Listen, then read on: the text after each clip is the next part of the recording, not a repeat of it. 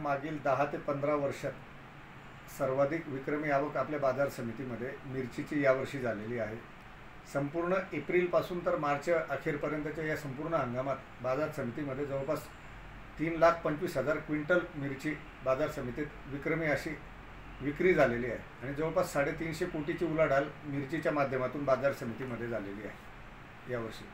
आणि यावर्षी जवळपास 70 ते 80 मिरची पथाऱ्या बाजार समितीमध्ये, म्हणजे दरवर्षी साधारणतः 40 ते 50 पथाऱ्या या ठिकाणी पडत होत्या, परंतु यावर्षी याच्यात दुपटीने वाढ या ठिकाणी झालेली आहे। आणि बाजार समितीमध्ये ऐन हंगामात 700 ते 800 वाहनांमधून देखील मिरची विक्रीस येत होती। आणि आज अखेर आता हा अंतिम टप्प्यात मिरची आलेली असून तरी पण दरवर्षी या हंगामात या एप्रिल महिना अखेर मिरची संपून जाते, परंतु आज देखील बाजार समितीमध्ये 80, 90, 100 वाहनांमधून मिरची विक्रीला येते आहे आणि साधारणतः 1000 ते 1500 क्विंटल मिरची बाजार समितीमध्ये विक्री होते।